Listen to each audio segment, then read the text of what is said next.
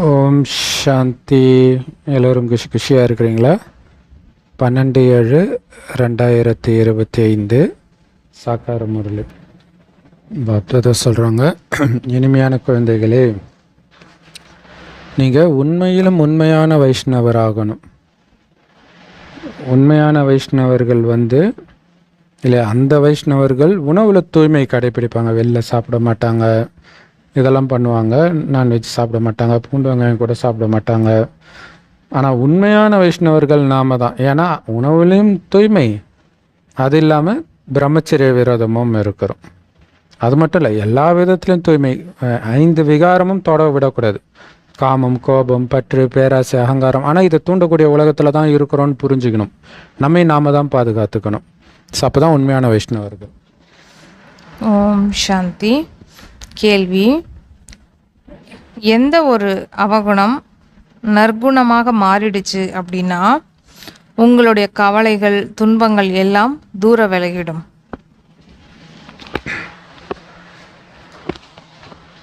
பதில்: எல்லாத்தையும் விட மிகப்பெரிய அவகுணம் பற்று தான்.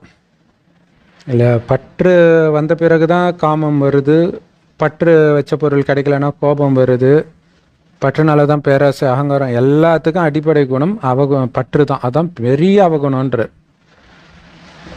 அதனால தான் தேவையில்லாத உற்றார் உறவினர் நினைவெல்லாம் வந்துக்கிட்டே இருக்குது, தொந்தரவு செஞ்சுக்கிட்டே இருக்குது. குரங்கு மாதிரி. குரங்குடைய உதாரணம் சொல்லுவார் இல்லையா?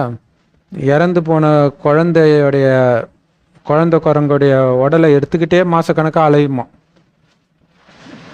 அந்த மாதிரி மனிதர்கள் கூட ஒருத்தங்க இறந்துட்டாங்கன்னா 12 மாதம் வரைக்கும் அவங்க நினைவு வந்துக்கிட்டே இருக்குதுன்ற. இல்லையா? குரங்கு உடம்பு பிடிச்சிட்டாலே இவங்க உடம்பு எரிச்சிடுறாங்களே தவிர மனசால் அதை பிடிச்சிக்கிட்டே தான் இருக்கிறாங்க. சூப்பராக சொல்கிறாரு பாருங்க இல்லையா? அவரை நினைவு செஞ்சுக்கிட்டே இருக்கிறாங்க. முகத்தை மூடிட்டு அழுதுகிட்டே இருக்கிறாங்க. ஏன்னா அவங்க ஞாபகம் வந்துக்கிட்டே இருக்குது. அது கணவன், குழந்தை அப்படின்னா அது அதிகமாக வந்துக்கிட்டே இருக்கும். இதே மாதிரி பாபாவுடைய நினைவு மட்டும் ஒரு வேளை வந்துட்டே இருந்தா, இரவு பகலாக நீங்கள் பாபா நினைவை பண்ணிக்கிட்டே இருந்தா உங்கள் கவலையெல்லாம் தூரம் ஓடி போயிடுமே. இல்லை, அழியக்கூடிய மனிதனை அழிந்த பிறகும் நினச்சிட்டு இருக்கிறீங்களே, அழிவற்ற இறைவனை ஏன் நினைக்க மாட்டீங்க? மனிதனை நினைக்க நினைக்க உங்களுக்கு துக்கம், கடவுளை நினைக்க நினைக்க ஆனந்தம். துக்கம் தூரம் ஓடி போயிடும்ன்றார் இல்லையா? துக்கத்தின் அலை கூட வராது நமக்கு. ஏன்னா ஆத்மா அவ்வளோ பலமாகும். காமம் வராது, கோபம் வராது. இதெல்லாம் வந்தால் தான் துக்கம் பின்னாடி வரும். ஆனால் இதுவே வராது நமக்கு. பாவமே செய்ய மாட்டோம். ஏன்னா ஆத்மா பலமாக இருக்கும். எப்படி லௌகீக உறவினர்களை நினைவு செய்கிறீங்களோ அந்த மாதிரி தந்தையை நினைவு செஞ்சிட்டிங்கன்னா ஆஹா சௌபாக்கியன்ற. ஆனால் அப்படி நினைக்கிறோமா? அதான் இங்கே முக்கியமான விஷயம். யாராவது ஒரு தெரிஞ்சவங்க கிட்ட பேசிட்டு வந்து பாருங்க, அன்றைக்கி ஃபுல்லாக அதுலேயும் கொஞ்சம் உங்களை புகழ்ந்துட்டாங்கன்னா முடிஞ்சு போச்சு. ஃபுல்லாக அதே தான் மைண்டில் ஓடிட்டுருக்கோம். ஆனால் அவங்க உண்மையிலே மனசாரெல்லாம் புகழ்ந்து கூட இருக்க மாட்டாங்க. ஆனால் இங்கே பாபா உண்மையே பேசுகிறவர், புகழறாரு. ஆனால் ஏதோ ஒரு ஜடம் மாதிரி இருக்கிறீங்க. பாபா சொல்கிற மாதிரியே நீங்கள் நடந்தீங்கன்னா உலகத்துக்கே அதிபதி ஆகுறீங்க, பெரிய பணக்காரர் ஆகுறீங்க. ஆனாலும் அவரை நினைக்க மாட்டீங்க. ஓம் சாந்தி. பாபா சொல்கிறாங்க, தன்னை ஆத்மா அப்படின்ட்டு புரிஞ்சுக்கிட்டு அப்பாவோட நினைவில் அமருங்க அப்படின்ட்டு பாபா நம்மளுக்கு தினமும் குழந்தைங்களுக்கு புரிய வைக்கிறாங்க. இதில் இன்னொன்னையும் சேர்க்குறாரு. என்ன அப்படின்னா, நினைவு மட்டும் செய்யாமல் இன்னொன்னையும் நீங்கள் புரிஞ்சுக்கணும். அது என்னன்னா, பரமபிதா பரமாத்மா சிவனைத்தான் இறை தந்தை அப்படின்னும் ஞானக்கடல் அப்படின்னு சொல்கிறோம் இல்லையா? ஞானக்கடலாக இருக்கிறதுனால தான் ஆசிரியராகவும் இருக்கின்றார். நமக்கு ராஜயோகமும் கற்பிக்கின்றார். இதை புரிய வைக்கிறது மூலமாக சத்தியமான தந்தை இவர்களுக்கு கற்பித்து கொண்டிருக்கிறார் அப்படிங்கிறதையும் மற்றவங்க புரிஞ்சுப்பாங்க. நடைமுறை விஷயங்களை இவர்கள் கூறுகின்றனர். அவர் அனைவருக்கும் தந்தையாகவும் இருக்கிறாங்க, ஆசிரியராகவும் இருக்கிறாரு, சத்கதியின் வள்ளலாகவும் இருக்கிறாரு. மேலும் அவர் ஞானம் நிறைந்தவர் என்றும் கூறப்படவும் செய்கிறாரு. எனவே தந்தை, ஆசிரியர், பதித்த பாவனன், ஞானக்கடல் அப்படிப்பட்ட மகிமைக்கு உரியவராக இருக்கிறாரு. முதல்ல தந்தையினுடைய மகிமை நம்ம செய்யணும். அவர் நமக்கு பாடம் சொல்லி கொடுத்துட்ருக்கிறாரு அப்படிங்கிறதையும் நம்ம புரிய வைக்கணும். நாம் எல்லாருமே பிரம்மகுமார் குமாரிகள். பிரம்மாவும் சிவபாபாவனோட படைப்பு இல்லையா? மேலும் இப்பொழுது இருக்கிறதோ சங்கம யுகம். ராஜயோகத்தின் லட்சியமும் குறிக்கோளும் நமக்கு இருக்குது இல்லையா? பாபா என்ன சொல்லி கொடுக்குறாரு? நமக்கு ராஜயோகம் கற்பித்து கொடுக்குறாரு. அதனால் பாபாவை ஆசிரியர் அப்படிங்கிறது நிரூபணம் இங்கே ஆகுது இல்லையா? ஏன்னா ஸ்கூலில் டீச்சர்ஸ் என்ன பண்ணுவாங்க, பாடம் நடத்துகிறாங்க அப்படின்னா குழந்தைங்களுக்கு ஏதாவது ஒரு லட்சியம் இருக்கும் இல்லையா? அந்த லட்சியத்துக்காக அவங்க ஸ்கூலில் பாடம் நடத்துவாங்க. மற்றபடி பக்திலேயோ சத்சங்கத்துலேயோ அந்த மாதிரியான விஷயங்கள்லாம் கிடையாது. ஸ்கூலில் தான் அந்த மாதிரி நடக்கும். அப்போ பாபாவை என்ன சொல்கிறாங்க, இப்போ நான் உங்களுக்கு பாடம் நடத்துகிறேன். எதற்கான பாடம் நடத்துகிறேன் அப்படின்னா, ஸ்கூலில் எப்படி டாக்டர்ஸோ இன்ஜினியர்ஸோ நிறைய படிப்புகள் இருக்குது, வக்கீல்ஸ் இந்த மாதிரி நிறைய இருக்கிறாங்க இல்லையா? அதுக்காக படிக்கிறாங்க. அந்த மாதிரி நீங்கள் சத்தியுகத்தில் ராஜா ஆகிறதுக்கான படிப்பை இப்போ நீங்கள் படிச்சிட்ருக்கிறீங்க. அந்த படிப்பை சொல்லி கொடுக்கக்கூடிய டீச்சராக இங்கே நான் இருக்கிறேன் அப்படிங்கிறாரு. ஸோ அதனால் இங்கே ஆசிரியர் ரோல் அப்படிங்கிறது நிரூபணமாகுது. மேலும் என்ன சொல்கிறாங்க அப்படின்னா, இந்த படிப்பே புது உலகத்திற்காகத்தான். இங்கே நீங்கள் அமர்ந்து கொண்டு இதை நீங்கள் முதல்ல பக்காவாக்குங்க. நான் என்ன புரிய வைக்கணும், அது முதல்ல நம்மளுக்குள்ள தாரணை ஏற்படணும். முதல்ல நம்ம மற்றவங்களுக்கு புரிய வைக்கணும் அப்படின்னா முதல்ல நமக்குள்ள தாரணை ஏற்படணும். அப்போ தான் மற்றவங்களுக்கு புரிய வைக்கிறதுக்கு ஈஸியாக இருக்கும்.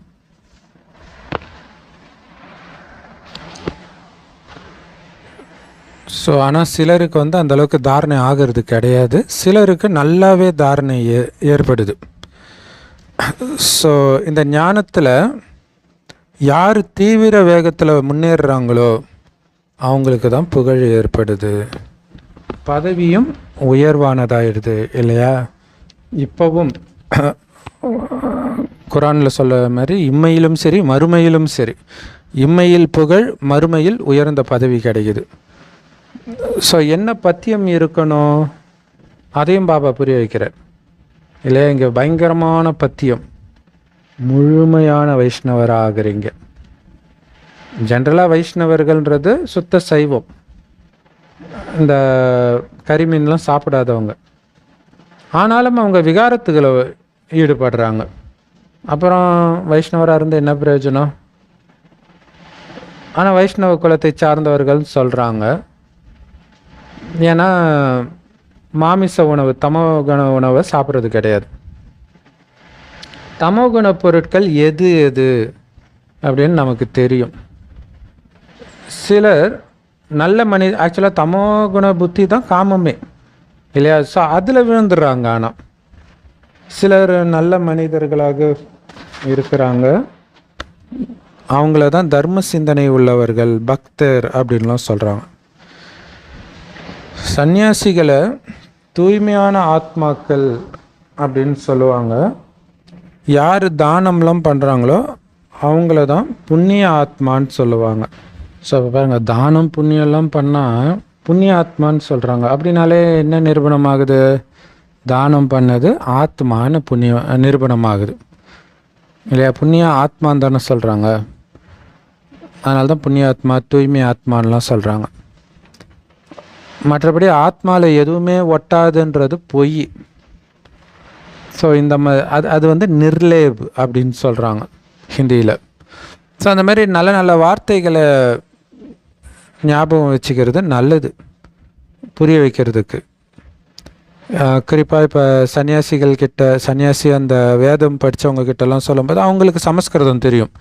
அந்த வார்த்தையை நம்ம சொல்லும்போது அவங்க ஷாக் ஆகிடுவாங்க. எப்படி வேதத்தில் இருக்கிற வார்த்தையெல்லாம் இவங்களுக்கு தெரியுது, ஜென்ரலாக இது யாருக்கும் தெரியாதே அப்படின்னு யோசிப்பாங்க. சாதுக்களை கூட மகாத்மான்னு சொல்கிறாங்க, ஆனால் மகான் பரமாத்மான்னு சொல்கிறது இல்லையே. மகாத்மா தானே சொல்கிறாங்க, அப்போ ஆத்மா தான் மகானாக இருக்குது. ஆனால் அவங்க பரமாத்மா ஆகிறது கிடையாது. இதுலேருந்து என்ன தெரியுது? கடவுள் சர்வவியாபின்னு சொல்கிறது தப்புன்னு தெரியுது. எங்கும் நிறைந்தவராக இருந்தால் மகான் பரமாத்மான்னு இல்லை சொல்லியிருக்கணும், புண்ணிய பரமாத்மான்னு இல்லை சொல்லியிருக்கணும். புண்ணிய ஆத்மா தானே சொல்கிறாங்க. எல்லாரும் ஆத்மாக்கள் தான், எல்லாருக்குள்ளேயும் ஆத்மா தான் இருக்குது, பரமாத்மா கிடையாது. ஸோ படிப்பறிவு உள்ளவங்க மரத்துக்கு கூட ஆத்மா இருக்குதுன்னு நிரூபித்து சொல்கிறாங்க. அதேமாரி 84 லட்சம் பிறப்பு இறப்பு இருக்குதுன்னா அத்தனையிலும் ஆத்மா இருக்குதுன்னு சொல்கிறாங்க. ஏன்னா ஆத்மா இல்லாமல் எப்படி வளர்ச்சி அடையும்? மனித ஆத்மாக்கள் ஜடத்துக்கு போகாது இல்லையா? ஒரு அதாவது ஜடம்னா என்ன? இப்போ டேபிள், சேரு, பிளாஸ்டிக் சேரு, ஃப்ரிட்ஜு, அதெல்லாம் ஜட பொருட்கள், அதில் போய் நுழையாது. ஆனால் சாஸ்திரங்களை அந்த மாதிரி விஷயம்லாம் எழுதிட்டாங்க இல்லை, ஒரு ஜட பொருளுக்குள்ளே பூந்துச்சு அப்படிலாம் சொல்கிறாங்க. இந்திரபிரஸ்தத்தை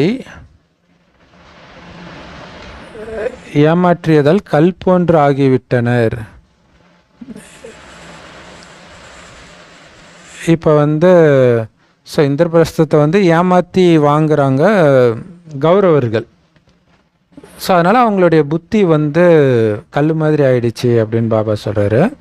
இப்போ தந்தை அமர்ந்து புரிய வைக்கிறார். ஸோ ஆக்சுவலாக இந்திரபிரஸ்தன்றது ஒன்று, இப்போ நம்மளதே இந்திரபிரஸ்தம் தான். அடுத்தது சொர்க்கம், அடுத்தது சொர்க்கம் நரகம் ஆகுது இல்லையா? அப்போ அசுரர்கள் கைக்கு வந்துடுது, அதாவது தேவர்களே அசுரர்கள் ஆயிடுறாங்க. ஸோ அப்போ அவங்களுடைய புத்தி கல் மாதிரி ஆயிடுது. ஸோ இந்த அர்த்தமெல்லாம் பாபா இப்போ தான் புரிய வைக்கிறார். குழந்தைங்களே, தேகத்தின் எல்லா சம்பந்தத்தையும் மறுத்தெறிஞ்சு உங்களை ஆத்மான்னு புரிஞ்சுக்கிட்டு என் ஒருவனை மட்டும் நினைவு செய்யுங்க அப்படின்னு பாபா குழந்தைங்களுக்கு சொல்கிறார். இப்போ உங்களுடைய 84 பிறவிகள் முடிஞ்சு போயிடுச்சு. இப்பொழுது நீங்கள் தமோ பிரதானத்திலிருந்து சதோ பிரதானமாக ஆகணும். துக்கதாமம் அசுத்தமான இடமாகும். சாந்திதாமம் மற்றும் சுகதாமம் ஆகிய எல்லாமே தூய்மையான இடங்களாக இருக்குது. இதை இப்போ நீங்கள் புரிஞ்சுக்கிட்டு இருக்கிறீங்க. சுகதாமத்தில் இருக்கக்கூடிய தேவதைகளின் முன்னு போய் தலை வணங்குறாங்க. பாரதத்தில் புது உலகில் தூய்மையான ஆத்மாக்கள் முதல்ல இருந்தாங்க இல்லையா? அதுவும் உயர்ந்த பதவியில் இருந்தனர் என்பது இதன் மூலம் நமக்கு நிரூபணமாகுது. ஏன்னா நம்ம ஒருத்தவங்க முன்னாடி போய் தலை வணங்குறோம் அப்படின்னாலே அவங்க உயர்ந்த ஸ்தானத்தில் இருக்கிறாங்க அப்படின்னு தான் அர்த்தம். நம்ம சாதாரணமாக தேவதைகளை கூட எடுத்துக்க வேணாம். இப்போ நம்ம திருவள்ளுவர் சிலை நம்ம வச்சுருக்காங்க, நிறைய தலைவர்களுடைய சிலையெல்லாம் வச்சுருக்காங்க இல்லையா? எதற்காக வச்சுருக்காங்க? ஏதோ ஒரு உயர்ந்த பொறுப்பில் இருந்திருக்கிறாங்க, உயர்ந்த இடத்துல இருக்கிறாங்க அப்படின்னு அர்த்தம் இல்லையா? ஸோ அதனுடைய நினைவார்த்தமாக வச்சுருக்கிறாங்க. அதே மாதிரி தேவதைகளுடைய சிலையை வச்சு நம்ம அதுக்கு முன்னாடி போய் வணங்குறோம் அப்படின்னா அவர்களும் உயர்ந்த இடத்துல இருந்திருக்கிறாங்க அப்படின்னு தானே அர்த்தம். அப்போது எப்படி இருந்திருக்காங்க? அதுவும் பாரதத்தில் புது உலகத்தில் தூய்மையான ஆத்மாக்கள் இருக்கிற இடத்துல அவங்களும் இருந்திருக்கிறாங்க இல்லையா? ஸோ அதனால தான் நம்ம தூய்மை இல்லாமல் இருக்கிறப்போ நம்ம தூய்மையான தேவதை கிட்ட போய் மண்டிட்டு நம்ம வணங்குறோம். என்னன்னு சொல்றி வணங்குறோம்? என்னிடத்துல எந்த குணங்களும் இல்லை அப்படின்னு பாட செய்கிறாங்க அந்த தேவதைகளுக்கு முன்பு. இப்படி தான் எல்லாருமே இருக்கிறாங்க, எந்த குணங்களுமே கிடையாது. மனிதர்களிடத்துல பாருங்க, பற்றுதல் ரொம்ப அதிகமாக இருக்குது. இறந்து போனவங்கள நினைவு செஞ்சுக்கிட்டே இருக்கிறாங்க. இவர் எனது குழந்தை அப்படிங்கிறது புத்தியில் வருது. அப்படி இல்லை அப்படின்னா கணவன், இல்லை குழந்தை இறந்துருச்சு அப்படின்னா அவங்க நினைவு செஞ்சுக்கிட்டே இருக்கிறாங்க. குறிப்பாக மனைவி பார்த்திங்கன்னா 12 மாதங்கள் வரை அதிகமாக நினைவு செஞ்சுட்டே இருக்கிறாங்களாம். முகத்தை மூடிக்கிட்டு அழுதுகிட்டே இருக்கிறாங்களாம். அந்த மாதிரி முகத்தை மூடிக்கொண்டு இரவு பகல் நீங்கள் அப்பாவை நினச்சிக்கிட்டே இருந்தீங்க அப்படின்னா கவலைகள் எல்லாமே தூர போயிடும் அப்படின்ட்டு அப்பா சொல்கிறாங்க. எவ்வாறு நீங்கள் கணவரை நினைவு செய்து கொண்டே இருக்கீங்களோ அந்த மாதிரி பாபாவை நீங்கள் நினைவு செஞ்சீங்க அப்படின்னா உங்களது விகர்மங்கள் எல்லாம் விநாசமாகிடும் அப்படிங்கிறாங்க. பாருங்கள், பாபா எப்படி நினைவு செய்யணும் அப்படிங்கிற டிப்ஸையும் நமக்கு கொடுக்குறார். ஏன்னா அவர் ஒரு புள்ளியாக இருக்கிறதுனால புள்ளியை எப்படி நினைக்கிறது அப்படின்னு கூட நமக்கு தோணும் இல்லையா? நிறைய கேள்விகளும் இருக்கும். ஏன்னா நம்ம அதை உயிரோட்டமான ஒரு விஷயமா நம்ம பார்க்கணும். இப்போ கணவரே இருந்தாலும் கூட கணவர் இறந்ததுக்கப்புறம் அந்த உடலை நம்ம மதிக்க போகிறது கிடையாது. இறந்த உடனே உடலை அடுத்தது என்ன பண்ணணுமோ அதை பண்ணால் போயிடுவாங்க இல்லையா? ஆனால் எதை நினைக்கிறாங்க அவங்க? அந்த அந்த ஆத்மா அந்த உடலில் இருக்கும் பொழுது என்னென்ன காரியமெல்லாம் பண்ணுச்சோ அதை நினச்சி தான் அவங்க அழுகிறதோ இல்லை மற்ற விஷயங்களோ பண்ணுறாங்க இல்லையா? அதே மாதிரி தான் பாபா ஒரு உயிரோட்டமான பரமாத்மா. அவர் பிரம்மபாபா உடம்புல இந்த கல்வி நமக்கு கொடுக்குறாரு. அந்த கல்வியை கொடுக்கறது மூலமாக நம்ம எப்பேற்பட்ட மகானாக மாறுறோம், எப்பேற்பட்ட ஆஸ்தியை கொடுக்குறாரு அப்படிங்கிறத நினச்சி பார்க்கணும். நம்ம இந்த மாதிரி அப்பா இப்படிலாம் செய்யுங்க அப்படின்ட்டு நிறைய யுக்திகளை அப்பா நமக்கு கொடுக்குறாங்க. ஸோ இது ஆக்சுவலாக புராண கதையில் இருக்குது. தூமாதேவின்னு ஒரு அவதாரம், வெள்ளை ட்ரெஸ் தான் போட்டிருப்பாங்க, நம்மளுடைய நினைவு தான். ஏன்னா கடைசியில் சிவன் இறந்துடுவார் புராண கதையில். இறந்த உடனே அவருடைய நினைவிலேயே இருப்பாங்க. உலகம் அழியும், எதை பற்றியும் கவலை இல்லாமல் இறைவன் நினைவிலேயே இருப்பாங்க. அந்த அந்த அந்த துக்கத்திலே உலகம் அழியும் வேகமாக இல்லையா? அதே மாதிரி இப்போ கொரோனாவில் பார்த்திங்கன்னா நிறைய சகோதரிகள் சொன்னது என்னென்னா, என் கணவர் கூட நான் பேசாமலே இருந்துட்டேன், அவரை இரிட்டேட் பண்ணிக்கிட்டே தான் இருந்தேன், அவர் அவ்வளோ அன்பாக இருப்பார், கடைசியில் இவ்வளோ சீக்கிரம் இறப்பாருன்னு தெரிஞ்சிருக்காது எனக்கு அப்படின்னு அழுதுகிட்டே இருந்தாங்க. ஸோ இருக்கும்போது கணவரும் தெரியாது, கடவுளுடைய அருமையும் தெரியாது. ஆனால் கடவுள் போகிற நேரமும் வரும். ஏன்னா அதை சொல்லியிருக்கார் பாபா, நான் எவ்வளோ நேரம் இங்கே இருப்பேன்னு நினைக்கிறீங்க அப்படின்னு சொல்கிறார். அந்த நேரம் அப்படி நினைப்போம், நாம் போயிட்டாரே பாபான்ட்டு அழுதுட்டு நினைப்போம். அவ்வளோ சொன்னாரே, ஏன்னா அதுவே சொல்லியிருக்காரு, பாபா சொன்னாரே, தினம் சொன்னாரே, கேட்காம விட்டுட்டேனே, மாட்டிக்கிட்டேனேன்ட்டு துடிப்பீங்க. ஆனால் அந்த நேரம் கூட நீங்கள் அழுகுறதும் ஒரு விதத்தில் பாபா நினைவாயிடுது. ஸோ அதனால் பாபா இறந்ததை வச்சு நினைக்க சொல்கிறாரு பாருங்கள். இன்றைக்கி இவ்வளோ நாள் உயிரோடு இருக்கும்போது கணவனை நினைக்கிற மாதிரி நினைங்க, லவரை நினைக்கிற மாதிரி நினைங்கன்னாரு. ஆனால் இன்றைக்கி கணவன் இறந்தாருன்னு சொல்லிவிட்டு அந்த மாதிரி என்ன நினச்சிருக்கலாம்ல, முகத்தை மூடிட்டு நினைக்கலாம்லன்றார். முகத்தை மூடிட்டு இறந்த பிறந்தானே அப்படி நினைப்பாங்க. அப்படி நினைவு செஞ்சிங்கன்னா பாவம் அழியுமே அப்படிங்கிறார். ஸோ செம பாயிண்ட் அது. இன்றைக்கி இவ்வளவு நஷ்டம் ஏற்பட்டது, இவ்வளவு லாபம் ஏற்பட்டதுன்னு வியாபாரிகள் கூட தினம் கணக்கு பார்ப்பாங்க. நைட்டு ஒரு நல்ல வியாபாரி இப்போ எப்படின்னு தெரில, அப்போல்லாம் பெட்டி கடை கூட நைட்டு பார்ப்பாங்க கரெக்டாக எது வருது, என்னென்ன வரவு செலவு, மொத்தத்தில் எவ்வளோ வந்திருக்குது, எந்த ப்ராடக்ட்லாம் போயிருக்கு, எந்த ப்ராடக்ட் போகாததை அடுத்த நாள் ஆர்டர் போட மாட்டாங்க. நல்லா போகிறதோ இன்னும் நிறைய ஆர்டர் போடுவாங்க. ஸோ அந்த மாதிரி நமக்கு எங்கெல்லாம் லாபம் வந்துச்சு, நினைவு அதிகமாக இருந்துச்சு, அந்த வேலையை அதிகமாக பண்ணணும். எங்கே நஷ்டம் வந்துச்சு அந்த இடத்துல நினைவு பண்ணுறதுக்கு முயற்சி பண்ணணும். மற்ற தேவையில்லாதது நண்பர்கள் கூட பேசுகிறோம், ஃபோன் கூட பேசுகிறோம், அதிகமாக நீங்கள் பேசுனீங்கனாலே பாவம் செய்கிறீங்க அப்படின்னு பைபிள்லேயே இருக்கும். பாபா நினைவு இருக்காது. நீங்கள் பாபா ஞானத்தையே பேசுகிறீங்கன்னு வச்சுக்கோங்களேன், ஒன்றும் இல்லை, ஜென்ரல் வீடியோவே போட்டுட்டு நான் பார்த்தோன்னா நினைவு இருக்காது. அதுக்கப்புறம் முரளி படித்து நினைக்கிறதுக்கு முயற்சி பண்ணால் தான் வருமே. ஆனால் அங்கே பாபாவை பற்றி தான் பேசியிருப்போம். ஸோ அதெல்லாம் செக் பண்ணணும் பயங்கரமாக. சிலர் மாதம் ஒரு முறை மட்டும்தான் செக் பண்ணுறாங்க. அதுவும் மாதம் ஃபுல்லாக வச்ச கணக்கு செக் பண்ணுறாங்களா, அல்லது மாதத்துக்கு ஒரு முறை தான் கணக்கு வச்சு செக் பண்ணுறாங்களான்னு ஒன்று இருக்குது. ஆனால் இங்கே செக் பண்ணுறது ரொம்ப ரொம்ப முக்கியமானது. பாபா லௌகீகத்தில் சொல்கிறார் மாதத்துக்கு ஒரு தடவை செக் பண்ணுவாங்கன்ட்டு. பட் நம்ம தினம் செக் பண்ணோம். இன்னும் கரெக்டாக சொல்லணும், 1 மணி நேரத்துக்கு ஒரு தடவை செக் பண்ணுறது நல்லது. அதான் நினைவிலே இருக்கிறேன்னா ஏதாவது அவகுணம் இருக்குதான்னு செக் பண்ண சொல்கிறார். அது என்ன நைட்டை செக் பண்ணுவீங்க, அப்பப்போ பண்ணுறது 1/2 மணி நேரத்துக்கு ஒரு தடவை. பாபா அடிக்கடி புரிய வைக்கிறார். பாபா சொல்கிறாங்க, குழந்தைங்க நீங்கள் எவ்வளவு சௌபாக்கியசாலிகள் தெரியுமா? 1000 மடங்கு பாக்கியசாலிகள். சௌபாக்கியம்னா 100 மடங்கு, சவுனா 100, 1000 மடங்கு, கோடி மடங்கு பாக்கியசாலி. அதான் பத்மா பதம், கோடி மடங்கு பாக்கியசாலி, பல மடங்கு பாக்கியசாலிகள்.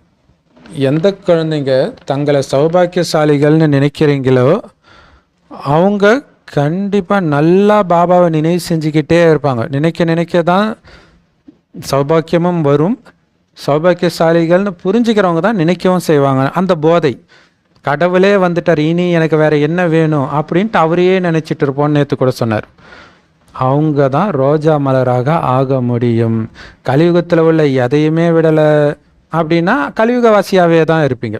ஸோ அந்த பாபா நினைவு, பாபா தவிர எனக்கு எதுவுமே பிடிக்கக்கூடாது, அந்த மாதிரி ஆகும்போது தான் ரோஜா மலர் ஆவீங்க. இதை சுருக்கமாக நீங்கள் புரிய வைக்கணும் மற்றவர்களுக்கு. நறுமணமுள்ள மலர்களாகத்தான் நீங்கள் ஆகணும். ஏன்னா ஞானம் சொல்வதே அந்த சொல்கிறவங்களுடைய அந்த கேரக்டர், வார்த்தை, பார்வை, அந்த வைப்ரேஷன் எல்லாம் சேர்ந்து தான் உங்களை மாற்றும். முக்கியமானதே நினைவுக்கான விஷயம்தான். சந்நியாசிகள் யோகான்னு சொல்லிட்டாங்க, ஆனால் யோகான்ற வார்த்தை நீங்கள் பயன்படுத்த வேண்டாம், நினைவுன்னு பயன்படுத்துங்க, அவ்வளவுதான். என் நினைவு இருக்குதா அப்படின்னு லௌகீக தந்தை கேட்க மாட்டார். என்னை நினைவு செய்யுங்கன்னு லௌகீக தந்தை சொல்ல மாட்டார். ஏன்னா தானாகவே ஞாபகம் இருக்கும். அதான் சொல்கிறாரு, அழியக்கூடிய உறவெல்லாம் தானாக ஞாபகம் இருக்குது. அழிவற்ற உறவு 5000 வருஷத்துக்கு ஆஸ்தியை கொடுத்த எண்ணம் மட்டும் நானே சொல்ல வேண்டியதாக இருக்குது, நினைன்னு நான் அப்பயும் மறந்துடுறீங்கன்றார். இது எவ்வளோ பெரிய விஷயம் இல்லையா? இதை ஆழமாக நினச்சி பார்த்தாலே நமக்கு அழுக வரும். இவ்வளோ அள்ளி கொடுத்த பாபா உன்னை நான் நினைக்கலையே அப்படின்ட்டு. ஸோ கடைசியில் அனைத்தையும் இழந்த பிறகு இறைவன்கிட்ட ஓடுவோம். அதை இப்போவே நினச்சா வலியும் இருக்காது இழக்கும்போது. தந்தைக்கு குழந்தை, குழந்தைக்கு தந்தையின் நினைவு இருக்கத்தான் செய்யும். அதுதானே சட்டம். பாபாவுக்கு தெரியுது நீங்கள் குழந்தைன்ட்டு, அதனால் உங்கள் நினைவு அவருக்கு இருக்குது. ஆனால் உங்களுக்கு ஏன் இருக்க மாட்டேங்குது? அதனால் கேட்க வேண்டியதாக இருக்குது. ஏன்னா மாயா மறக்க வச்சிடுது.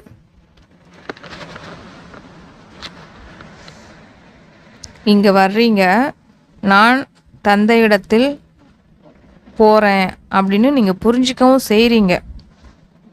அதனால் தந்தையினுடைய நினைவு முக்கியமாக இருக்கணும். அதனால தான் தந்தை என்ன பண்ணுறாங்க, நிறைய சித்திரங்களை உருவாக்குறாங்க. அதை என்ன பண்ணணும், நம்ம கூடவே வச்சுருக்கணும். ஏன்னா அது பார்க்கும்போதெல்லாம் அந்த ஞாபகம் நமக்கு வரும். நிறைய பேர் பார்த்திங்கன்னா மணி பர்ஸில் அவங்களுடைய கணவனுடைய ஃபோட்டோ, மனைவியோட ஃபோட்டோ, குழந்தைங்களோட ஃபோட்டோலாம் வச்சுருப்பாங்க. ஏன் வாட்ஸ்அப்லேயே வச்சுருப்பாங்க, வாட்ஸ்அப் அந்த டிபிலே வச்சுருப்பாங்க.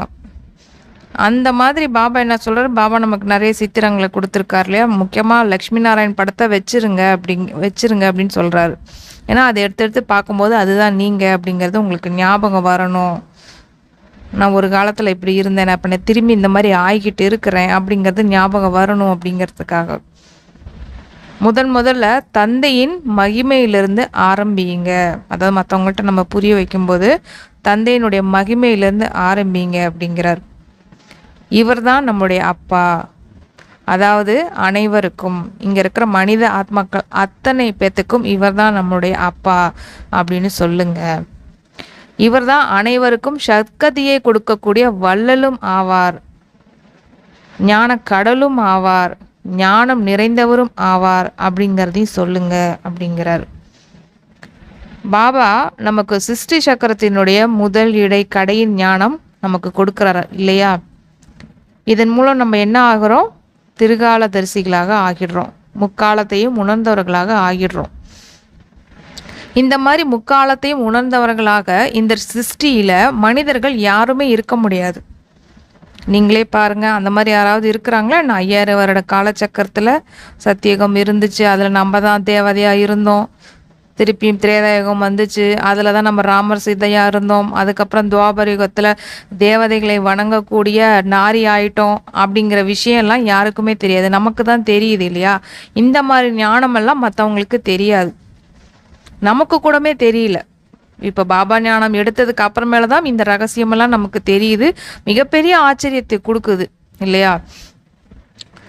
இந்த லக்ஷ்மி நாராயணன் கூட திருகாலதரிசி கிடையாது பாருங்கள். சொர்க்கத்தில் லக்ஷ்மி நாராயணன் இருக்காங்க, அவங்க கூட அந்த டைமில் அவங்களுக்கு இந்த ஞானம்லாம் தெரியாது. ஆனால் இப்போ தான் நமக்கு இந்த ஞானம் கிடச்சிருக்கு, இப்போ தான் நம்ம திருகாலதரிசியாக இருக்கிறோம்.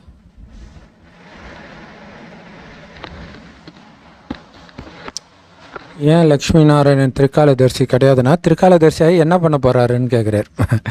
ஏன்னா இப்போ நாம் துக்கத்தின் உச்சத்தில் இருக்கிறோம், நல்ல காலம் பிறகுதுன்னா நமக்கு சந்தோஷமாக இருக்குது. அவங்க நல்ல காலத்தின் உச்சத்தில் இருக்கும்போது உங்களுக்கு கெட்ட காலம் பிறகுதுன்னு சொன்னால் அவங்களுக்கு என்ன சந்தோஷமாக இருக்கும்? இருக்கிற நிம்மதியும் போயிடும். அதனால் அவங்களுக்கு ஞானம் இல்லாமல் இருக்கிறது தான் பெட்டர். ஆனால் நீங்கள் இப்போ ஆகிட்டு இருக்கிறீங்க, திரிகாலதரிசி ஆகுறீங்க, மற்றவர்களையும் திரிகாலதரிசி ஆக்குறீங்க. ஏன்னா இதில் தான் உங்களுக்கு சந்தோஷம் இருக்குது.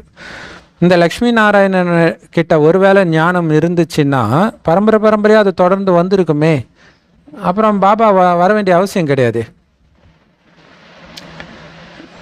ஸோ அப்படி பரம்பரையாகலாம் வர்றது கிடையாது ஞானம்.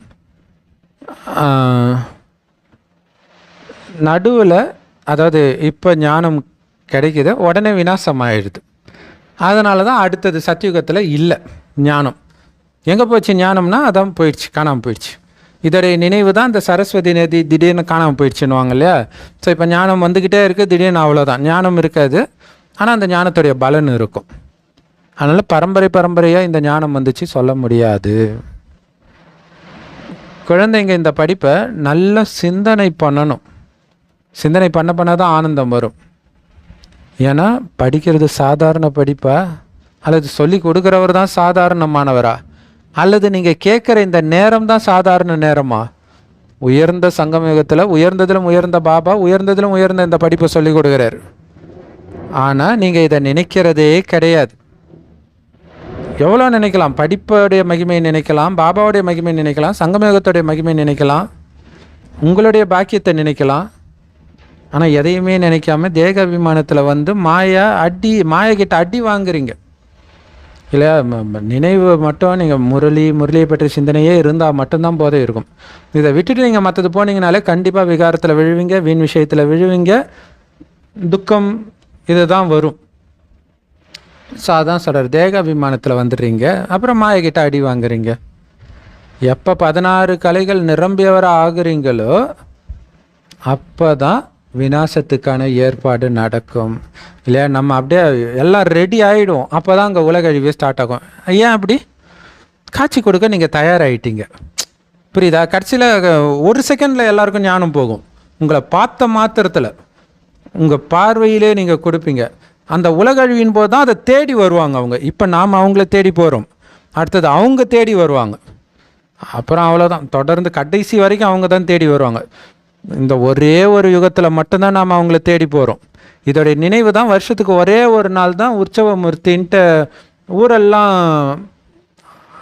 அந்த உற்சவர் சிலையை எடுத்துகிட்டு வருவாங்க.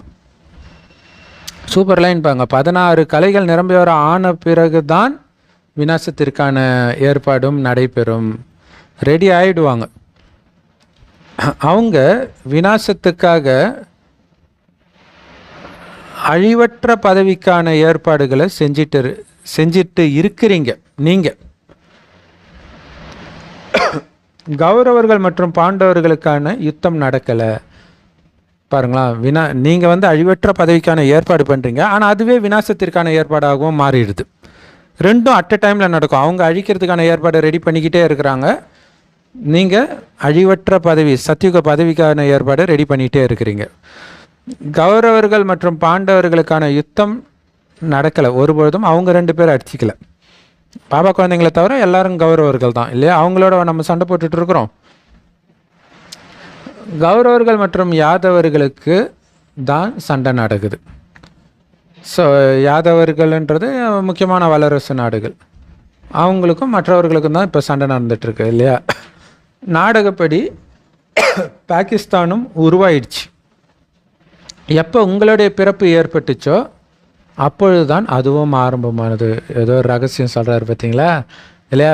பாபா வந்தவொடனே தான் பாகிஸ்தானும் உருவாகுது.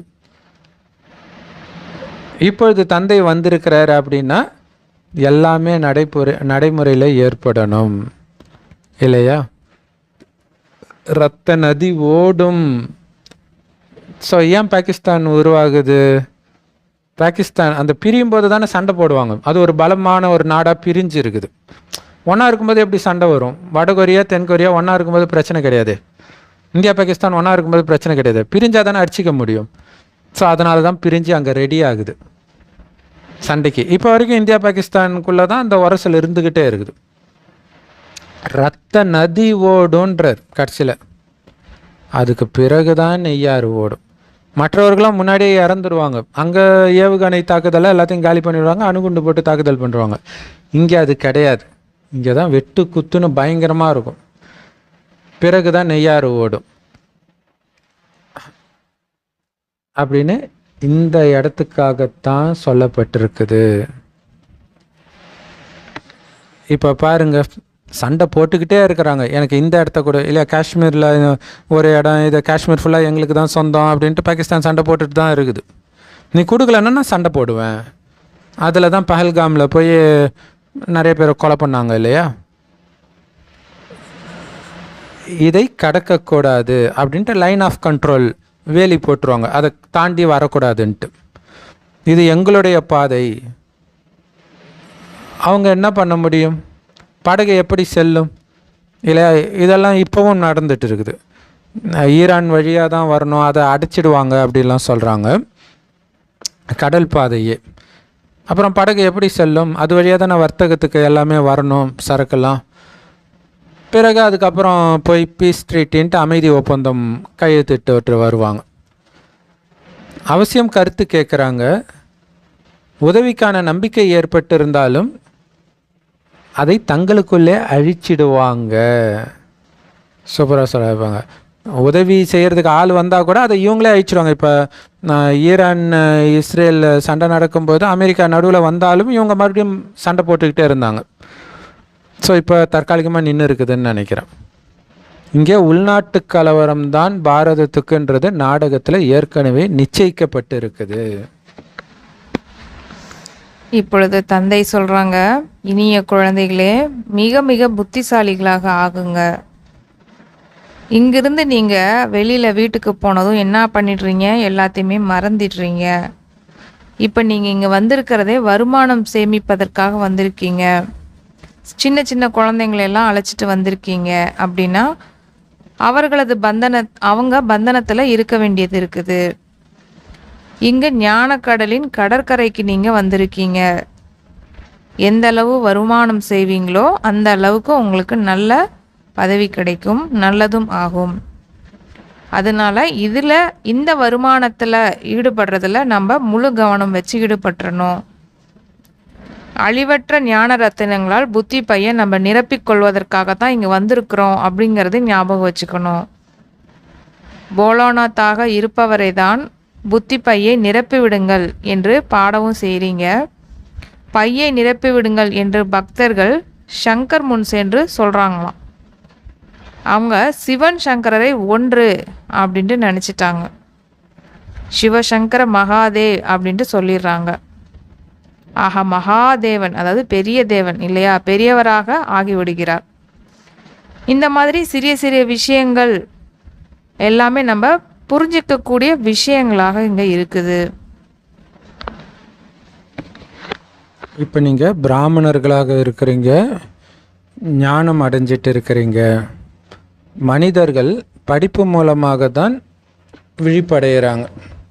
நடத்தைகள் கூட நல்லதாக ஆகுது படிப்பின் மூலமாக. இப்போ நீங்கள் படிக்கிறீங்க, யார் எல்லாரையும் விட அதிகமாக படிக்கிறாங்களோ இந்த ஞானத்தை மற்றவர்களுக்கும் சொல்லி கொடுக்குறாங்களோ கண்டிப்பாக அவங்களுடைய நடத்தையும் நல்லா தான் இருக்கும் இல்லையா. அந்த சேவையிலே மூழ்க மூழ்க மூழ்க மூழ்க அந்த நடத்தையும் மாறும். அனைவரின் நடத்தைகளை விட மிக நல்ல நடத்தை மம்மா பாபாவுடையது இல்லையா. அதனால தான் அவங்கள ரோல் மாடலாக பார்க்குறோம்.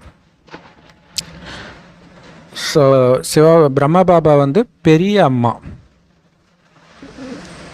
மம்மா வந்து சின்னம்மா தான், சித்தி தான் மம்மா இல்லையா. உண்மையிலே அம்மா வந்து நமக்கு பிரம்மா பாபா தான். இந்த பிரம்மாவுக்குள்ளே தான் சிவபாபா பிரவேசமாகி குழந்தைங்களை படைக்கிறார். இங்கே தாய் தந்தை ரெண்டு பேருமே இணைஞ்சு இருக்கிறாங்க. எவ்வளோ குப்தமான விஷயம் யாருக்காவது தெரியுமா? அதான் சிவன் இல்லையில் சக்தி இல்லை, சக்தி இல்லையில் சிவன் இல்லைன்னு பக்தியில் வெளிப்படுது. ஸோ எப்படி நீங்கள் படிக்கிறீங்களோ அதே மாதிரி தானே அம்மாவும் படித்தாங்க, அதே படிப்பை தான் படித்தாங்க.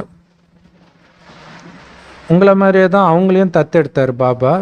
அவங்க புத்திசாலியாக இருந்தாங்க, அதனால் நாடகப்படி சரஸ்வதின்ற பேர் பெறுகிறார்கள். இருக்கிறதுல மிகப்பெரிய நதி பிரம்மபுத்திரா நதி தான். ஸோ அப்போ பிரம்மா தான் நம்பர் 1. கடல் மற்றும் பிரம்மபுத்திரா நதியில் தான் மேலா நடைபெறுகிறது இல்லையா. அது ரெண்டும் கலக்கிற இடத்துக்கு வந்து பார்க்கவே பிரம்மாண்டமாக இருக்கும். ஸோ அங்கே தான் வந்து பெரிய திருவிழா நடக்குமா. அது உண்மையிலே பிரம்மா பாபாவுடைய நினைவு. அவர் தான் பெரிய ஞான நதி இல்லையா? தாயாகவும் இருக்கிறார். ஸோ அந்த மாதிரி தான் பிரம்மா பாபாவும் சிவபாபாவும் சந்திக்கிற அந்த மதுபனில் தான் நம்ம போய் மேலா கொண்டாடுறோம், பாப்தாதா மிலன் இல்லையா? ஸோ அவர் பெரிய நதியாகவும் இருக்கார், தாயாகவும் இருக்கிறாரு. இனிமையிலும் இனிமையான குழந்தைங்களை எவ்வளோ உயர்ந்த பதவிக்கு அழைச்சிட்டு போகிறார். கூடவே கைப்பிடிச்சி, குழந்தை நான் இப்படி போன குழந்தை, இப்படிலாம் மாயா வரும் குழந்தை, இப்படிலாம் எச்சரிக்கையாக இருக்கணும் குழந்தை, சொல்லி சொல்லி சொல்லி சொல்லி சொல்லி அழைச்சிட்டு போகிறார். ஸோ குழந்தைங்களை தான் பாபா பார்க்குறார். வேற யாரையும் பாபா நினைக்க மாட்டார், குழந்தைங்களை தான் நினைப்பார். இந்த பிரம்மா பாபாவுடைய ஆத்மா கூட தந்தையைத்தான் நினைவு செய்யணும். தந்தை சொல்கிறாரு, நாங்கள் 2 பேருமே குழந்தைங்களைத்தான் பார்க்குறோம். ஆத்மாவாகிய நான் சாட்சியாக இருந்து பார்க்கக்கூடாது. ஆனால் தந்தையின் தந்தையின் சகவாசத்தின் மூலம் நானும் அவ்வாறே பார்க்கிறேன். தந்தையின் கூடவே இருக்கிறேன் அல்லவா? ஸோ அப்போ சிவபாபா சாட்சியாக பார்க்குற மாதிரி பிரம்மா பாபாவும் சாட்சியாக பார்க்குறார். ஏன்னா அவர் கூடவே இருக்கிறார். அவருடைய குழந்தையா இருக்கிறதுனால கூடவே இருந்து பார்க்குறேன். நான் உலகத்துக்கு எஜமானனாகி சுற்றி வருகிறேன். 84 பிறவி சுற்றி வரேன். நான் தான் செய்கிறேன் அப்படிங்கிற மாதிரி எனக்கு உணர்வு ஏற்படுது. நான் திருஷ்டி கொடுக்கிறேன், இல்லை தேக சகிதமாக அனைத்தும் மறக்க வேண்டியிருக்குது. ஸோ இதெல்லாமே சிவபாபா பண்ணுறார் அவர் உடம்புல பூந்துட்டு. ஆனால் நானே பண்ணுற மாதிரி எனக்கு ஃபீல் ஆகுது அப்படின்னு பிரம்ம பாபா சொல்கிறார். இல்லை சிவபாபா திருஷ்டி கொடுக்குறாரு, ஆனால் இவர் திருஷ்டி கொடுக்குற மாதிரி தான் ஃபீல் ஆகுது. ஸோ இங்கே தேகம் உட்பட எல்லாத்தையும் மறக்கணும் இல்லையா? மற்றபடி குழந்தை தந்தை பிரம்ம பாபா சிவபாபா 2 பேரும் ஒருவர் மாதிரி ஆகிடுறோம். ஸோ அப்படி அதை நான் இப்போ நம்ம பயிற்சி பண்ணுறதுக்காக கொடுக்குறாரு இந்த யுக்தியெல்லாம். அவருக்கு எப்படி ஃபீல் ஆகுதோ அதே மாதிரி பார்க்க சொல்கிறார். ஒன்றாவே இருக்கிறதா நினைங்க, தானாகவே அவருடைய குணம்தான் வெளிப்படும். ஸோ அதனால் அதிகமாக முயற்சி பண்ணுங்கன்னு பாபா சொல்கிறார். மம்மா பாபா எல்லாரையும் விட அதிகமாக சேவை செய்கிறாங்க இல்லையா? பாருங்க, வீட்டிலும் தாய் தந்தை அதிகம் சேவை செய்வாங்க, அப்படி தானே? ஒரு வீட்டில் அப்பா அம்மா குழந்தைங்கள் இருக்கிறாங்க அப்படின்னா அந்த தாய் தந்தை தான் அதிக வேலைகளையும் செய்வாங்க. அதே மாதிரி தான் பிரம்மா பாபாவும் அம்மாவுமே அதிகமாக சேவை செய்கிறாங்க அப்படின்னு சொல்கிறாங்க. சேவை செய்பவர்கள் கண்டிப்பாக பதவியும் அவசியம் உயர்ந்ததாகத்தான் இருக்கும் இல்லையா? உயர்ந்ததை தான் அடைவாங்க அப்படின்னு அப்பா சொல்கிறாங்க.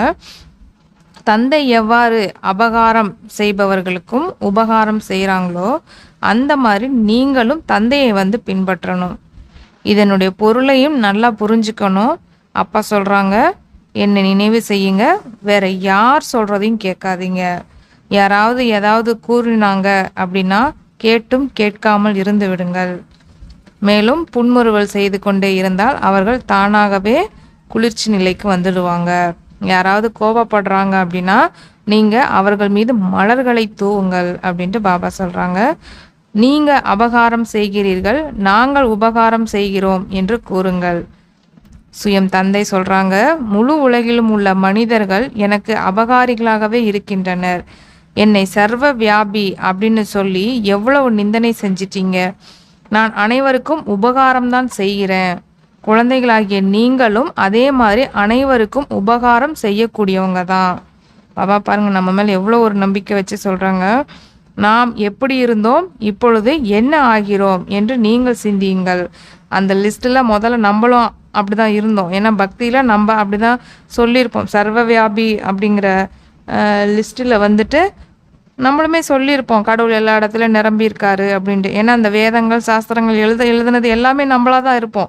எல்லாத்தையும் எழுதிட்டு பகவான் சர்வவியாபி அப்படின்னு சொன்னது கூட நம்மளாக தான் இருப்போம்.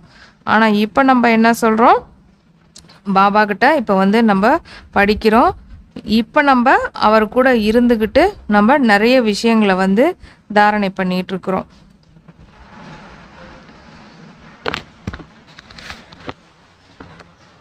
ஸோ பாபா சூப்பராக சொல்கிறாரு பார்த்தீங்களா, என்னை விடவா அவங்கள அதிகமாக நிந்தனை பண்ணிட்டாங்க, அதனால் சிரிச்ச முகத்தோடு இருங்க. இன்னும் கேட்டிங்கன்னா அவங்க மேலே மலர்த்துவங்கன்றார். அப்படின்னு அர்த்தம் மகிமை பாடுங்க, அப்போ அப்படியே குளிர்ச்சி அடைவாங்க இல்லையா. இதுக்கு சிறந்த உதாரணம் வந்து கோயிலில் சாமி ஆடும், அந்த உடுக்கை அடிக்க எல்லாரும் ஆடிக்கிட்டு இருப்பாங்க. எல்லாம் இங்கே பாபா குழந்தைங்க ஆடுறது தான். திடீர்னு உள்ளுக்குள்ளேருந்து பேய் வந்து ஆடும் இல்லையா. அப்போ அவங்க என்ன பண்ணுவாங்க, அவங்களுக்கு என்ன தேவைன்னு கேட்டுட்டு அவங்கள திருப்திப்படுத்தி மலையேற்றி அனுப்பிச்சிடுவாங்க, அமைதியாக்கிடுவாங்க. ஸோ அதுதான் நம்ம பண்ண வேண்டியது இருக்குது. பாபா குழந்தைங்களும் சரி, வெளியில் இருக்கிறதும் சரி. வெளியில் இருக்கிறவங்களுக்கு பண்ணால் தானம், இங்கே இருக்கிறவங்களுக்கு பண்ணிங்கன்னா சகயோகம், உதவி. ஸோ பாபா சொல்கிறாங்க, என்ன சர்வவியாபின்னு சொல்லி எவ்வளோ நிந்தனை பண்ணுறாங்க, ஆனால் நான் திருப்பி நிந்தனையாக பண்ணுறேன், உபகாரம் தான் செய்கிறேன். ஸோ அதனால தான் நமக்கு இந்த குரான் பைபிளில் சில இடங்களில் வந்து கடவுள் தண்டனை கொடுத்தார் அப்படின்னு படிக்கவே நமக்கு கஷ்டமாக இருக்கும். என்னடா அவர் எவ்வளோ அன்பானவர், அவர் போய் அவர் கடவுள் வழிக்கு எடுத்தார், இப்படியெல்லாம் வரும். அப்போ தெரியுது பாருங்கள், மதத்தில், இந்து மதத்தில் நம்ம எதுவும் படிக்கிறது கிடையாது, சீரியல் பார்க்குறதோட சரி. அதில் எவ்வளோ நிந்தனை பண்ணி வச்சுருக்கிறாங்களோ நமக்கு தெரியாது. ஆனால் அத்தனை பேருக்கும் நான் உபகாரம் தானே செய்கிறேன் இல்லையா. எல்லா மதத்தினருக்கும் ஞானத்தை கொடுக்க சொல்கிறார். கிறிஸ்தவர்களுக்கு தனியாக மண்டபம் பிடிச்சி எக்ஸ்க்ளூசிவாக கிறிஸ்டின்ஸுக்கு மட்டுமே ஞானம் கொடுங்கலாம் சொல்கிறார். அவங்க நம்ம தர்மத்தை சார்ந்தவர்கள், நீங்கள் அவங்கள பற்றி கண்டுக்காதீங்க நான் சொல்கிறார் பாபா. ஸோ அதனால் நான் எப்படி உபகாரம் செய்கிறேனோ நீங்களும் அதே மாதிரி உபகாரம் செய்யணும். அதான் பரோபகாரம்னு. அபகாரம் செய்தவர்களுக்கும் உபகாரம் செய்கிறது, அதாவது கெட்டது செய்தவர்களுக்கும் நல்லது செய்கிறது. நாம் இதுக்கு முன்னாடி எப்படி இருந்தோம், இப்போ என்னவா ஆகிறோம் அப்படின்னு சிந்தனை பண்ணுங்க இல்லையா. நாராயணன் ஆகிறோம், இதுக்கு முன்னாடி ரொம்ப அசுரனாக இருந்தோம், இப்போ ரெண்டுத்துக்கும் நடுவில் வந்துருக்குறோம் இல்லையா. குணம் மாறிக்கிட்டே இருக்குது. இதை பற்றி சிந்தனை பண்ணுங்கள். இவ்வளோ தூரம் கடந்துட்டோம், இன்னும் கொஞ்சம் தூரம் போய்கிட்டே இருக்கணும் இல்லையா. அந்த சொர்க்கத்துக்கு போகிறதுக்கு பரலோகராஜ்யம் சமீபத்தில் இருக்கிறது. அதை சிந்தனை பண்ண தான் எப்போவுமே நான் செத்துட்டேன், வெறும் ஆத்மா சொர்க்கத்துக்கு போயிட்டுருக்கிறேன் பாபா கையை பிடிச்சிட்டு. இதை நினச்சா அடுத்த செகண்ட் எப்படிப்பட்ட பிரச்சனையிலேருந்தும் புத்தி அப்படியே விலகி வரும். ஆச்சரியமாக இருக்கும். உலகத்துக்கு எஜமானராகிட்டு இருக்கிறோம், நினைத்து கூட பார்க்கல. பலருக்கு வீட்டில் உட்கார்ந்தபடியே சாட்சாத்காரம் ஏற்பட்டு இருக்குது இல்லையா. நாராயணனாவும் நம்ம நினச்சி பார்த்துருப்போம்மா. பலருக்கு வீட்டில் உட்கார்ந்தபடியே கிடைக்குது காட்சி, போய் யாரும் ஞானம் கூட கொடுக்கல. ஆனால் சாட்சாத்காரத்தினாலே எதுவும் நடந்துடாது. வரணும்ல, வந்து ஞானத்தை கேட்கணும்ல. கொஞ்சம் கொஞ்சமாக இந்த தேவதைகளின் மரம் வளர்ச்சி அடைஞ்சிக்கிட்டே இருக்கும், அல்லது பிராமணர்களின் மரம் வளர்ச்சி அடைஞ்சிக்கிட்டே இருக்கும். புதிய தெய்வீக மரம் இப்போ ஸ்தாபனை ஆகிட்டு இருக்குது. விதையிலிருந்து வேறு நாம் வந்து ஞானத்தை எடுத்துகிட்டு இருக்கிறோம். நம்முடைய தெய்வீக மலர்களின் தோட்டம் உருவாகிட்டு இருக்குது இல்லையா. தோட்டம் உருவாகிறதுக்கு முன்னாடியே பாபா என்ன பண்ணிட்டாரு, அந்த பூந்தொட்டி, சின்ன தொட்டியில் செடி விதை போட்டு வளர்ப்பாங்க, அதுக்கப்புறம் தான் தோட்டத்தில் நடுவாங்க. ஸோ சொர்க்கம் உருவாகிட்டு இருக்குது. ஆனால் அதுக்கு முன்னாடி சங்கமயுகத்தில் ஒரு குட்டி குட்டி கிண்ணத்தில் நம்மளை போட்டு வளர்க்குறாரு. ஸோ அந்த சின்னதாக வளரும் போது தான் செடியை ரொம்ப பார்த்து வளர்க்கணும். அப்படி பாபா நம்மளை கண்ணுக்குள்ளே வச்சு பார்க்குறார். தெய்வீக மலர்களின் தோட்டம் உருவாகிட்டு இருக்குது. சத்தியுகத்தில் தான் தேவதைகள் இருப்பாங்க, தேவதைகள் மட்டும்தான் இருப்பாங்க சத்தியுகத்தில். பிறகு சக்கரம் சுத்த ஆரம்பிக்கும். 84 பிறவிகளும் அதே தேவதைகளே எடுப்பாங்க, முழுசாக 84 பிறவி. மற்ற ஆத்மாக்கள் எங்கேருந்து வராங்க? நாடகத்தின்படி எத்தனை ஆத்மாக்கள் இருக்கிறாங்களோ யாருமே நடிக்கிறதுலேருந்து விடுபட முடியாது. நான் மேலே இருந்துக்கிறேன்னு சொல்ல முடியாது, வந்துட்டு நான் திடீர்னு எனக்கு பிடிக்கல போகிறேன்னு சொல்ல முடியாது. நடிச்சு தான் ஆகணும். ஏன்னா இந்த சக்கரம் சுற்றிக்கிட்டே தான் இருக்கும். ஒரு ஆத்மா கூட குறையாது, அதிகரிக்காது. ஒரு ஆத்மா கூட சின்னதாகவோ பெருசாகவோ ஆகாது. தந்தை வந்து இனிமையிலும் இனிய குழந்தைகளுக்கு புரிய வைக்கிறாங்க. குழந்தைகளே, சுகம் கொடுப்பவர்களாக ஆகுங்க அப்படின்ட்டு சொல்கிறாரு. மேலும் தங்களுக்குள்ள சண்டையிட்டு கொள்ளாதீங்க அப்படின்ட்டு வீட்டில் இருக்கிற அம்மா அப்பா சொல்லுவாங்க இல்லையா, அந்த மாதிரி பாபாவுமே இங்கே சொல்கிறாங்க, குழந்தைகளே உங்களுக்குள்ளே சண்டையிட்டு கொள்ளாதீங்க அப்படிங்கிறாரு. நினைவு யாத்திரை மிகவும் எளிது. அந்த யாத்திரை பல பிறவிகளாக நீங்கள் செஞ்சுட்டு தான் வந்திருக்கீங்க. எப்படி? பக்தியினுடைய பெயரில். இருப்பினும் என்ன ஆயிடுச்சு? ஏணியில் இறங்கி பாவ ஆத்மாக்களாகத்தான் ஆனீங்க. இது ஆன்மீக யாத்திரை என்று இப்போ நமக்கு அப்பா சொல்கிறாங்க. நீங்கள் இந்த மரண உலகிற்கு திரும்பி வரவே கூடாது. அந்த யாத்திரை முடித்து திருப்பி என்ன பண்ணுவாங்க அப்படின்னா வீட்டுக்கு போயிடுவாங்க இல்லையா? இப்போ ஒரு உதாரணத்துக்கு ஒரு கேதார்நாத்துக்கே போகிறாங்க, ஹிமாச்சல் பிரதேசுக்கு போகிறாங்க, இல்லை காசி யாத்திரைக்கே போகிறாங்கன்னா அங்கே போயிட்டு திருப்பி வீட்டுக்கு வந்துடுவாங்க. பட் ஆனால் இந்த யாத்திரை அப்படி கிடையாது. போனால் ஒரேடியாக முக்தி தாமம் தான். நாம் சொர்க்கத்திற்கு செல்வோம் அப்படிங்கிறத இப்போ நீங்கள் புரிஞ்சிக்கிட்டு இருக்கிறீங்க. சொர்க்கம் இருந்துச்சு, அது மீண்டும் ஏற்பட போகுது. இந்த காலச்சக்கரம் சுற்றி தான் ஆகணும். உலகம் அப்படிங்கிறது ஒன்று தான். மற்றபடி நட்சத்திரங்களெல்லாம் உலகம் இருக்கிறது அப்படிங்கிறதெல்லாம் கிடையவே கிடையாது. மேலே சென்று பார்ப்பதற்கு எவ்வளவு தலையை உடச்சிக்கிறாங்க, எவ்வளோ ராக்கெட்டை விடுறாங்க, மேலே ஏதாவது உலகம் இருக்குதா அப்படிங்கிற ஆராய்ச்சியெல்லாம் பண்ணுறாங்க இல்லையா? பாபா சொல்கிறாங்க, தலையை உடைத்து உடைத்து கடைசியில் என்ன ஆகிடுமா? மரணம் எதிரிலேயே வந்துவிடும்.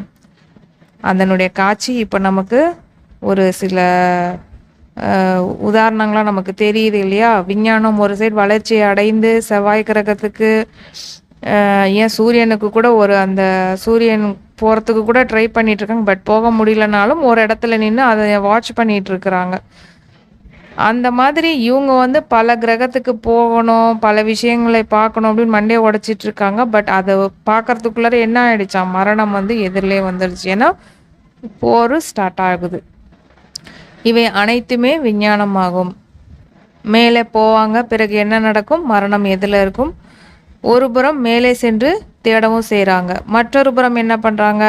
மரணத்திற்காக அணுகுண்டுகளை எல்லாம் தயார் செஞ்சுக்கிட்டு இருக்கிறாங்க. மனிதர்களுடைய புத்தி எப்படியெல்லாம் இருக்குது பாருங்க. ஒரு சைடு மேலே போய் பார்த்து அங்கே போய் வாழலாமா அப்படின்ட்டு ஆராய்ச்சி பண்ணுறாங்க. ஒரு சைடு இங்கே இருக்கிறவங்கள அழிக்கிறதுக்கே ஆராய்ச்சி பண்ணிகிட்டு இருக்கிறாங்க. நிறைய பேர் நிறைய விஷயங்கள் பூமியிலேயே கூட நிறைய விஷயங்கள் பார்க்காதனால நிறைய பேர் கமெண்ட்ஸில் கூட போடுவாங்க. நிறைய பேர், நீங்கள் இன்னும் பூமியிலே நிறைய விஷயங்களை கண்டுபிடிக்கல, நீங்கள் எங்கே மேலே போய் என்ன கண்டுபிடிக்க போகிறீங்க? பூமியிலே எவ்வளோ விஷயங்கள் இருக்குது, பூமிக்கு செய்ய வேண்டிய நல்ல விஷயங்களே அவ்வளோ இருக்கும்பொழுது அதை விட்டுட்டு மேலே போய் என்ன பண்ண போகிறீங்கன்ட்டு இங்கே இருக்கிற பாமர மக்களே கேள்வி கேட்குறாங்க இல்லையா? பாபாவும் கூட அதை தான் சொல்கிறாங்க. பாருங்கள், மனிதனுடைய புத்தி எப்படியெல்லாம் வேலை செய்யுது பாருங்கள். யாரோ தூண்டுதல் கொடுப்பதாகவும் நினைச்சு அவங்க பண்ணுறாங்க. உலகத்தினுடைய யுத்தம் அவசியம் ஏற்படும் என்று சுயம் தந்தை சொல்கிறாங்க. இது அதே மகாபாரத யுத்தமாகும். இப்பொழுது குழந்தைகளாகிய நீங்களும் எந்த அளவுக்கு நீங்கள் முயற்சி செய்வீர்களோ அந்த அளவிற்குத்தான் நன்மையும் செய்வீர்கள். இறைவனின் குழந்தைகளாக இருக்கிறீர்கள். பகவான் தனது குழந்தைகளாக ஆக்குகின்றார் எனில் நீங்கள் பகவான் பகவதிகளாக ஆகிடுறீங்க. லக்ஷ்மி நாராயணனை தேவி தேவதைகள் அப்படின்னு சொல்கிறாங்க இல்லையா? கிருஷ்ணரை கடவுள் அப்படின்னு சொல்கிறாங்க. ராதையை அந்த அளவுக்கு யாரும் ஏற்றுக்கொள்கிறது கிடையாது. சரஸ்வதிக்கு புகழ் இருக்குது, ராதைக்கு அந்த அளவுக்கு புகழ் கிடையாது. பிறகு கலசத்தை என்ன பண்ணுறாங்க? லக்ஷ்மிகிட்ட காமிச்சிடுறாங்க. பாருங்கள் எவ்வளோ விஷயங்கள் பாபா சொல்கிறாங்க அப்படின்ட்டு. ஒரு சைடு பார்த்தீங்கன்னா கிருஷ்ணரை தலை மேலே தூக்கி வச்சுட்டு ஆடுறாங்க, ராதை அந்த அளவுக்கு கண்டுக்கிறது கிடையாது. சரஸ்வதி கல்வியின் தாய் அப்படின்னு சொல்லிட்டு அவங்களுக்கு ஒரு புகழ் இருக்குது. ஆனால் ராதைக்கு அந்த மாதிரி புகழ் கிடையாது. ஆனால் எல்லாமே ஒரே ஆத்மா தான் பாருங்க. பிறகு என்ன பண்ணுறாங்க? லக்ஷ்மி கிட்ட அந்த கலசத்தை காமிச்சிடுறாங்க. ஸோ பாருங்க, பாபா சொல்கிறாங்க, சரஸ்வதிக்கு பல பெயர்கள் இங்கே வச்சுட்டாங்க, ஆனால் அது நீங்கள் தான் அப்படிங்கிறாரு. தேவிகளுக்கு பூஜைகள் நடைபெறுகிறது அப்படின்னா ஆத்மாக்களுக்கு பூஜை ஏற்படுகிறது. தந்தை குழந்தைங்களுக்கு ஒவ்வொரு விஷயத்தையும் புரிய வைத்து கொண்டே இருக்கின்றார். நல்லது. அற்புதமான முரளி கொடுத்த அன்பான தாய் தந்தை பாப் தாதாவுக்கு அன்பு நினைவுகள் மற்றும் காலை வணக்கம். பாபா சொல்கிறாங்க, எப்படி பாபா அபகாரம் செய்கிறவங்களுக்கும் உபகாரம் செய்கிறாங்களோ அதே மாதிரி பாபாவை ஃபாலோ பண்ணி நாமளும் நமக்கு கெடுதல் செய்பவர்களுக்கு, துக்கம் கொடுப்பவர்களுக்கு நன்மை மட்டுமே செய்யணும். யார் என்ன பேசினாலும் செவிடங்காதில் ஊதின சங்கு மாதிரி போய்கிட்டே இருக்கணும். கேட்காம இருக்கணும். சிரிச்சுக்கிட்டு போயிட்டே இருக்கணும்.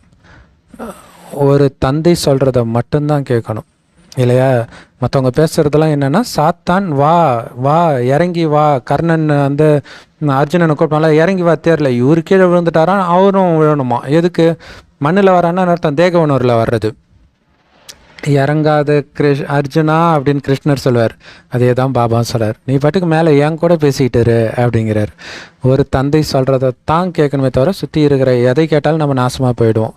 ரெண்டாவது, சுகமானவர்களாக நீங்களும் மாறி மற்றவர்களையும் சுகமானவர்களாக மாற்றணும். சுகத்தை தான் கொடுக்கணும். எந்த காரணத்தை கொண்டும் உங்களுக்குள்ள சண்டையிட்டுக்க கூடாது. ஸோ புத்திசாலி என்ன பண்ணுவாங்க, இது பையன் நிரப்புற நேரம், 5000 வருஷம் தலைவிதி எழுதுகிற நேரம், இந்த நேரத்தில் போய் தேவையில்லாமல் சின்ன சின்ன சண்டை, வீண் விஷயம், காமம் இதெல்லாம் போய் மாட்டிட்டு நேரத்தை வீணாக்க மாட்டாங்க. ஸோ அதுதான் புத்திசாலியாகி பையன் நிரப்புற வேலையை பாருங்கள். ஞான ரத்தினங்கள் 5000 வருஷத்துக்கு ஒரு தடவை தான் கிடைக்குது. இதை விட்டுட்டு கூழாங்கல்ல போய் தேடி போயிட்டு இருக்கிறீங்க. வரதானம் கடலுக்கு அடியில் சென்று அனுபவம் என்ற ரத்தினத்தை பெறக்கூடிய சதா சக்திசாலி ஆத்மா ஆகுங்கள். அதுக்கு விளக்கம், சக்திசாலி ஆத்மாவாக ஆகணும் அப்படின்னா யோகத்துடைய ஒவ்வொரு விசேஷத்தன்மை, ஒவ்வொரு சக்தி, ஒவ்வொரு ஞானம், ஒவ்வொரு முக்கியமான கருத்து அதோடைய பயிற்சி செய்யுங்கள்.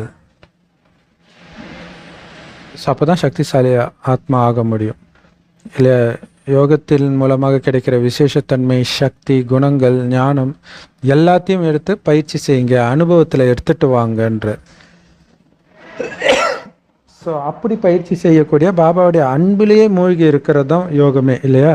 ஸோ அப்படி அன்பிலேயே மூழ்கி இருக்கக்கூடிய ஆத்மாவாகிய உங்கள் முன்னாடி எந்த தடையும் நிற்க முடியாதுன்றார்.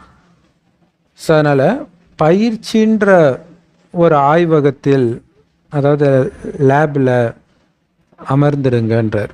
இல்லை, பயிற்சின்றது ஒரு எக்ஸ்பெரிமெண்ட் பண்ணுற இடம் யோகத்தில் இருக்கிறது.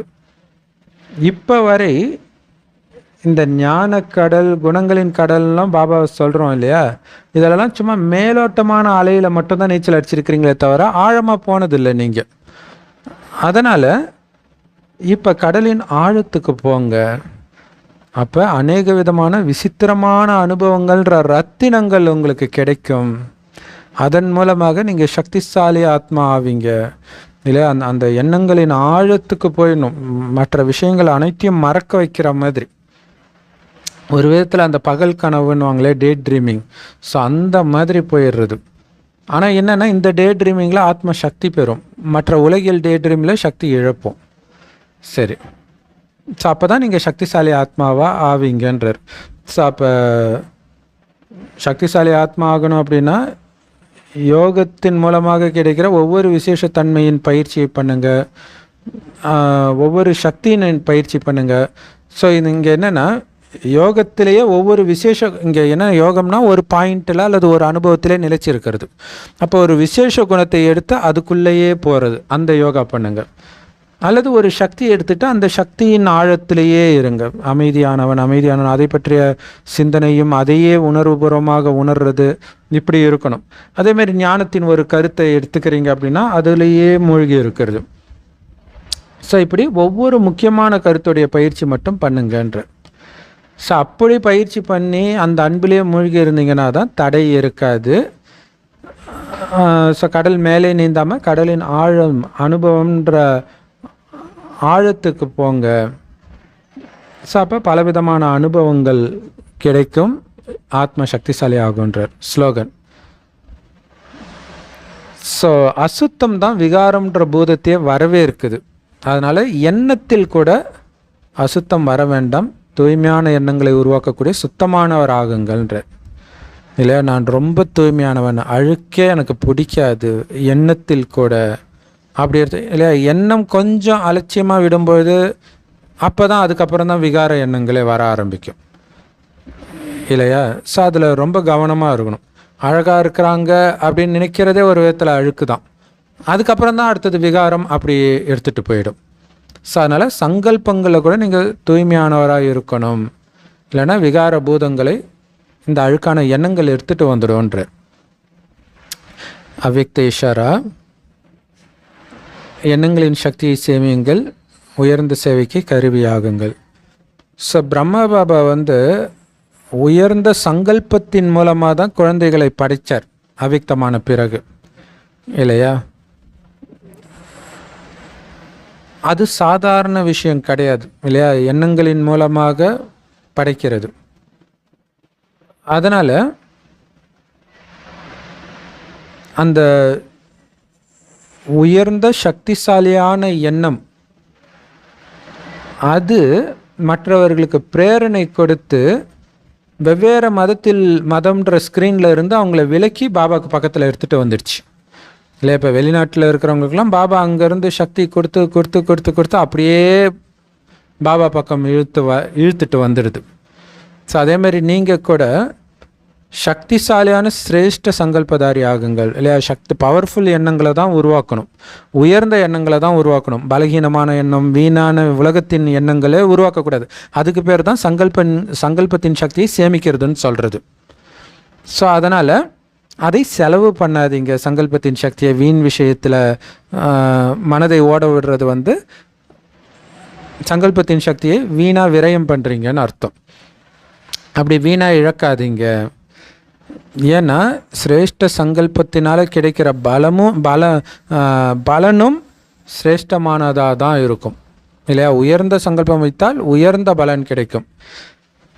சங்கல்பம் எப்படியோ அப்படித்தான் பலனும் அமையும். ஸோ செம powerful Murali. Love you BapDada. Thank you pop Dada.